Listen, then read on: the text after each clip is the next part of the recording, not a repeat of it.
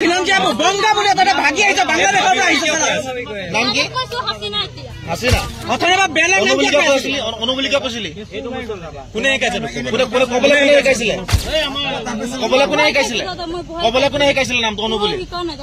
অনুবলি কি কৈছিল বাংলাদেশৰ পৰা মুছলমান হিন্দুৰ ৰূপ লৈ আহিছে আমাৰ অসমত আৰু অহাৰ পিছত ডাইৰেক্ট ধৰা পৰিলে আমাৰ আৰক্ষীৰ হাতত আৰু আৰক্ষীয়ে এইমাত্ৰ তাক নাকি ফাঁসিৰ আদেশো দিব পাৰে কাৰণ ইহতে আইন উলংঘন কৰি আমাৰ এই অসমত আহিছে আৰু আহাৰ পিছত হি কেনেদৰে কান্দি আছিল আৰু ক্ষমা বিচাৰি আছিল তো আপুনি এই ভিডিওটোৰ মাধ্যমে দেখিব পাৰিব আৰু তাক আসলতে কি কৰা হ'ব তাৰ ফাঁসি হ'বনে নাই এই ভিডিওটোত আপুনি বিস্তাৰিত জানিব পাৰিব আৰু কি ক'লে এই মহিলাজনী বাংলাদেশৰ পৰা আমাৰ অসমত আহি তো চলক আমি আগত চাই আহো তাৰ পিছত বিস্তাৰিত আলোচনা কৰিম ভিডিও হেকত আপুনি অথনিবা ভাগি কথা কিহৰ কাৰণে কৈ আছে অথনিবা কৈ আছে এটা এতিয়া কৈ আছে এটা আপোনাৰ প্ৰতিটো কথাটো সত্যতা প্ৰমাণ হৈ আছে মিছা মিছা কথাবিলাক কৈ আছে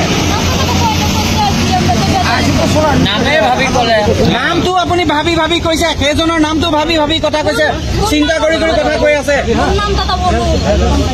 অথনি ক'লে এটা এতিয়া কৈ আছে এটা কিহৰ কাৰণে আপোনালোকে ফাঁকি কথা কৈ আছে কি লিখে আপুনি কি হেৰি টাইটেলটো কি আপুনি ভাবি ক'ব লাগে নেকি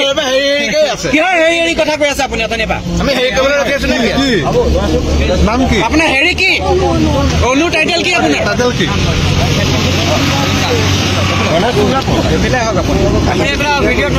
টাইটেল কি আপোনাৰ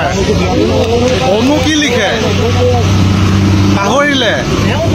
আপুনি কিয় ফাঁকি দি আছে আপোনাৰ নাম টাইটেল নাজানে আপুনি টাইটেল কি আপোনাৰ মুছলিম ছোৱালী আপুনি মুছলমান ছোৱালী হয় বংগা বুলি এটা ভাগি আহিছে বাংলাদেশৰ পৰা আহিছে নাম কি হাসিনা অথবা বেলেগ নাম কি কৈছিল অনুবলি কি কৈছিল কোনে কৈছিল কবলে কোনে কৈছিল কবলে কোনে কৈছিল নামটো অনুবলি কি কৈছিল ভাগি কথা কিয় কৈ আছিলে ইয়াৰ ভাগি কৈ আছিল লগতে অসমত তহঁতে হেৰি বুলি আহিছ খান্দু ল'ব কোনে দিছিলে কোনে খান্দু ল'ব দিছিলে কি মানুহ হয় আপুনি তেখেতে কি মানুহ হয় সেইটোও নাজানে আজি বিয়া হোৱা কেইবছৰ 1 বছৰ হ'ল এই গণ্ডগোলে মানুহজন গণ্ডগোলত হিন্দু ছোৱালী এজন মুছলমান মানুহ কেনেকে আপোনাৰ বাবা হলে জীয়েক পোৱা নাই কিবা কিবি আমুক ককাই কথা আপুনি কৈ আছে নাই হিন্দু লগাই লৈ পেলাই মাইকী মানুহজন তই ইয়াত লৈ আহিছ কোনে কৈছে কোন মানুহটোৰ নাম বাবুল মালিক বাবুল মালিক कहाँ का है मथुरापुर का क्या बोला था मालिक क्या बोला था वही बोला था कि बोलो सोनू लगा लो तुम हिंदू मानुष बोलेगा আমি কি চিনি নাপাওঁ হিন্দু মানুহ কোন কি মানুহ কোন নামত এইখন কি হেৰি বুলি ভাবিছ তহঁতে প্ৰতিদিনে কিহৰ এইবিলাক নমুনা তহঁতৰ देखिए कान पकड़ना है हम आधा गज कसम खा रहे हैं झूठ नहीं बोले विश्वास नहीं करेंगे हल्का कसम बात कर रहे हैं अल्लाह को अपने गाँव में गोरखपुर में जे दुकान पे बोले অথনি বা ফাঁকি কথা কিহৰ কাৰণে কৈ আছে অথনিৰ পৰা কৈ আছে এটা এতিয়া কৈ আছে এটা আপোনাৰ প্ৰতিটো কথাটো সত্যতা প্ৰমাণ হৈ আছে মিছা মিছা কথাবিলাক কৈ আছে নামে ভাবি ক'লে নামটো আপুনি ভাবি ভাবি কৈছে সেইজনৰ নামটো ভাবি ভাবি কথা কৈছে চিন্তা কৰি কৰি কথা কৈ আছে অথনি ক'লে এটা এতিয়া কৈ আছে এটা কিহৰ কাৰণে আপোনালোকে ফাঁকি কথা কৈ আছে কি লিখে আপুনি কি হেৰি টাইটেলটো কি আপুনি ভাবি ক'ব লাগে নেকি কিহৰ হেৰি কথা কৈ আছে আপুনি অথনিৰ পৰা আমি হেৰি কৰিবলৈ ৰখি আছো নেকি নাম কি আপোনাৰ হেৰি কি অনু টাইটেল কি আপোনাৰ টাইটেল কি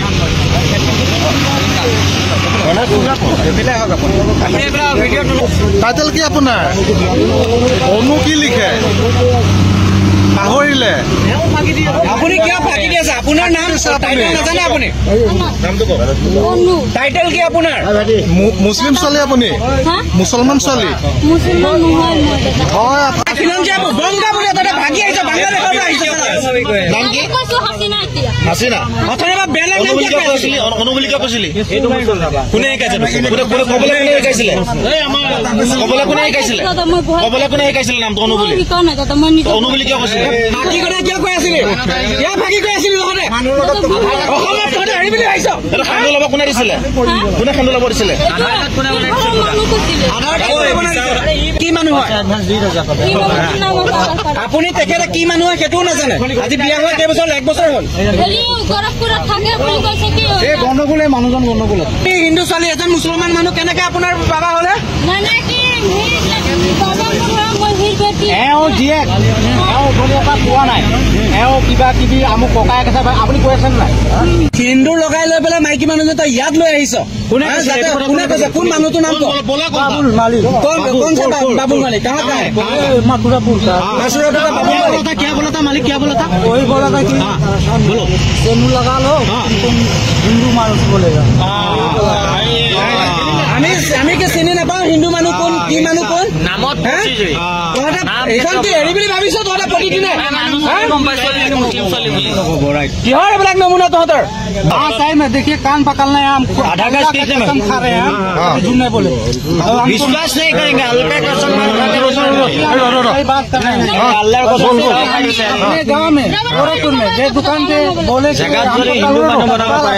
এই হালধীয়া সাংবাদিক যিগৰাকী আছে তেওঁলোকৰ সাহসিকতা তেওঁলোকে কেতিয়াও দেখুৱাব নোৱাৰে যে আমি নিৰপেক্ষ সাংবাদিক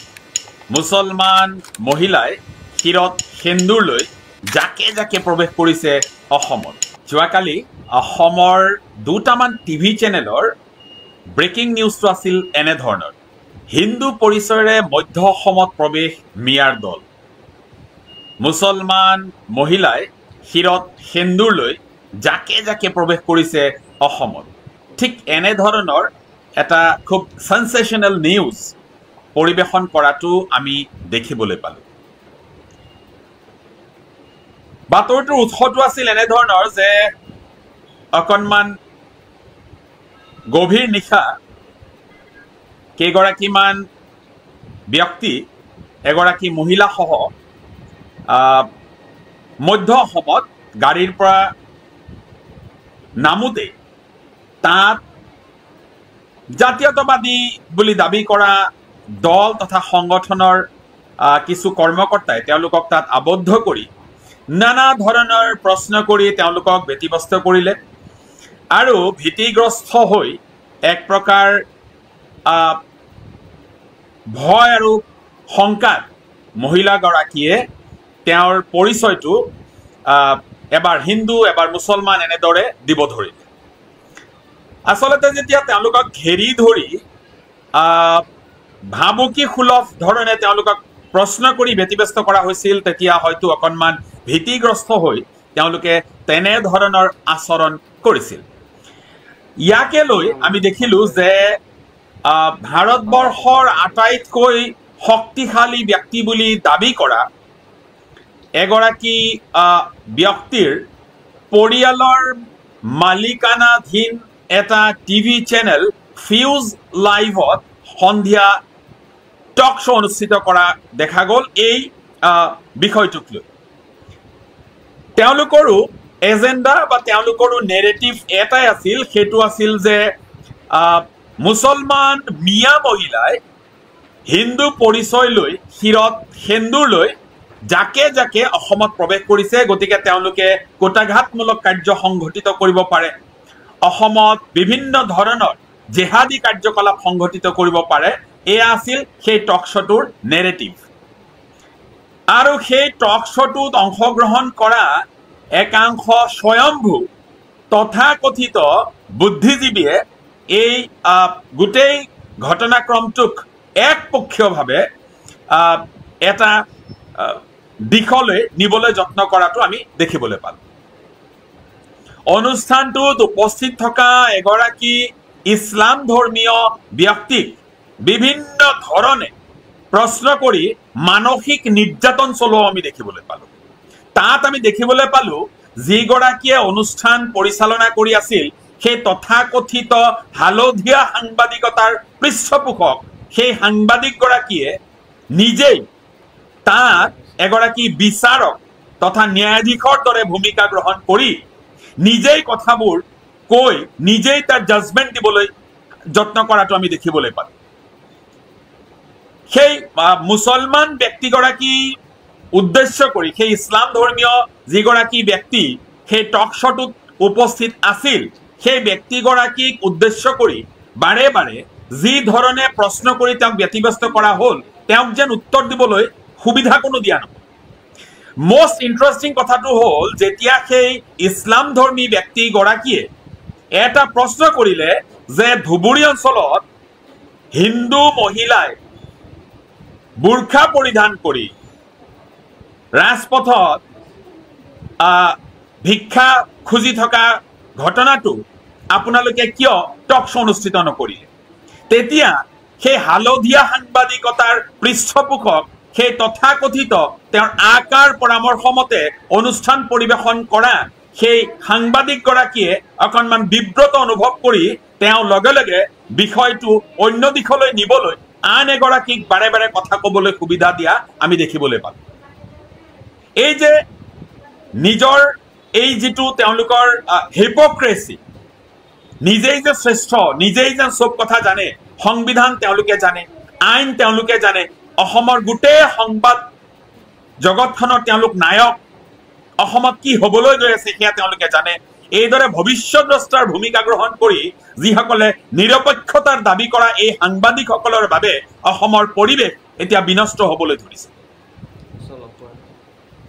আজি ইণ্টাৰেষ্টিং কথা এটা হৈছে যে শিলচৰৰ শনি মন্দিৰত মুছলমানৰ সাজ পিন্ধি অনিক দাস আৰু পল্লৱ দাস নামৰ দুগৰাকী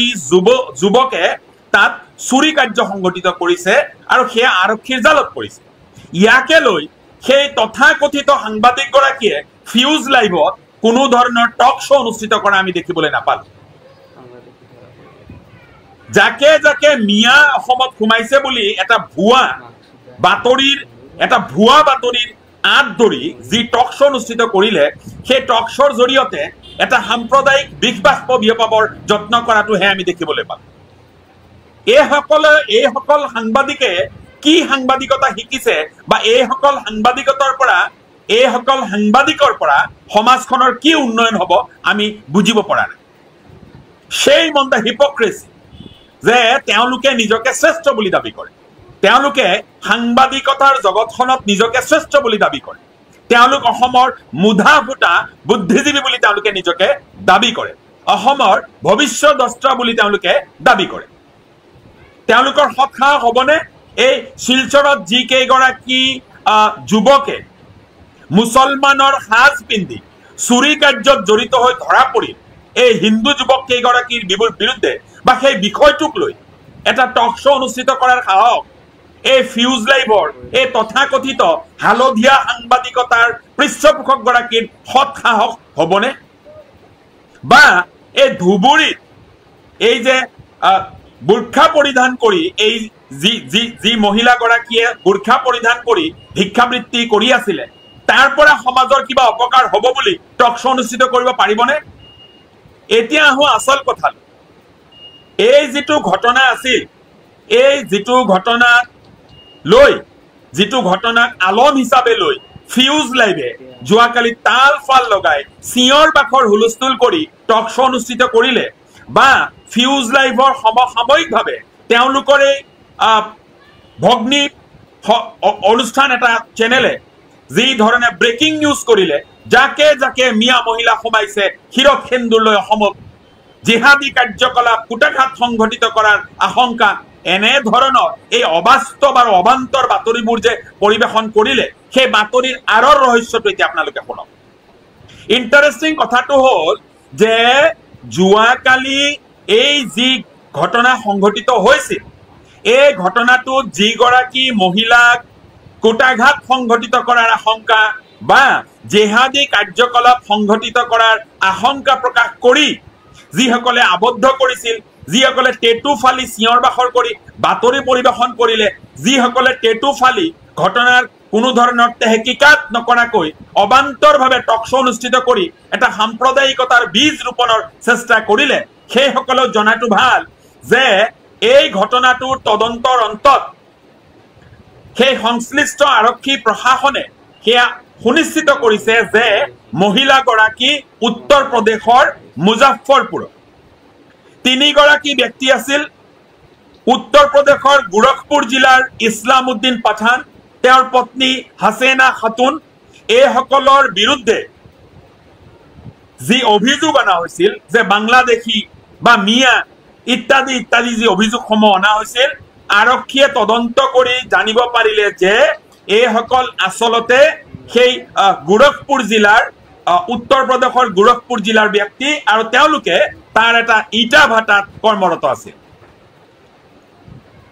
লগতে এই কথাটো সুনিশ্চিত কৰা হৈছে যে মুজাফ্ফৰৰ কিছু মুছলমান মহিলাই শিৰত সেন্দুৰ লোৱাটো তেওঁলোকৰ এটা পৰম্পৰা। এই এনেবোৰ কথা বতৰা নজনাকৈ, এনেবোৰ কথা বতৰাৰ অনুসন্ধান নকৰাকৈ এই হালধীয়া সাংবাদিকতাৰ পৃষ্ঠপোষক সেই তথাকথিত এই ভণ্ড সাংবাদিকগৰাকীয়ে তেওঁলোকৰ আকাৰ কথা মতে, আকাৰ পৰামৰ্শ মতে গুৱাহাটীৰ বানপানীৰ পৰিৱেশৰ কোনো ধৰণৰ টক শ্ব' অনুষ্ঠিত নকৰি অসমখন যে গোটেই ভাৰতবৰ্ষৰ 28খন ৰাজ্যৰ ভিতৰত শেষৰ পিনৰ পৰা স্থান লাভ কৰিছে সেই সম্পৰ্কে কোনো ধৰণৰ টক শ্ব' অনুষ্ঠিত নকৰি এই মিয়া মহিলা যাকে যাকে অসমত সোমাইছে বুলি এটা ব্ৰেকিং নিউজ বা ব্ৰেকিং টক শ্ব' অনুষ্ঠিত কৰাৰ মানসিকতাটোক আমি ধিক্কাৰ দিছো, আমি গৰিহণা দিছো। এনে ধৰণৰ হালধীয়া সাংবাদিকৰ বাবেই সমাজখন বিনষ্ট হয়। এনেবোৰ হালধীয়া সাংবাদিকৰ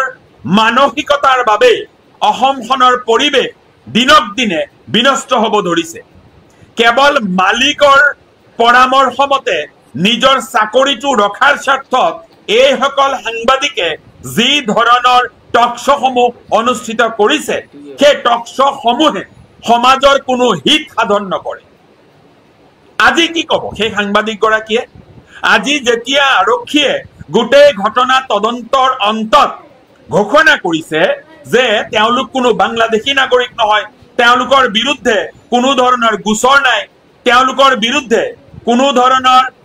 বিদেশী ন্যায়াধীকৰণতো কোনো ধৰণৰ গোচৰ নাই, তাৰ পিছতো টেটু ফালি চিঞৰ বাখৰ কৰি এই তেওঁলোকক বাংলাদেশী, তেওঁলোকক মিয়া মহিলা, তেওঁলোকক জেহাদী কাৰ্যকলাপত তেওঁলোক অংশ ল'বলৈ আহিছে, তেওঁলোকে কুটাঘাত কৰিবলৈ আহিছে বুলি পেলাই যিবিলাক নেৰেটিভ সৃষ্টি কৰিবৰ চেষ্টা কৰা হ'ল, তাৰ বাবে তথাকথিত সেই হালধীয়া সাংবাদিকজনে ক্ষমা খুজিবনে? নে অসমৰ মানুহক এনেদৰে বুৰ্বক সজোৱাৰ যি ষড়যন্ত্ৰ সেয়া তেওঁলোকে কণ্টিনিউ কৰি গৈ থাকিব? আমি দেখিলো সেই টক শ্ব'ত যিবোৰ স্বয়ম্ভু বুদ্ধিজীৱী, যিবোৰ স্বয়ম্ভু বিশ্লেষক উপস্থিত আছিল, তেওঁলোকেও গোটেই ঘটনাটোক ৰৌজাল বৌজাল কৰি এনে ধৰণে তেওঁলোকে চিঞৰ বাখৰবোৰ কৰিলে যেন অসমখনত যাকে যাকে মানুহ সোমাইছে অসমৰ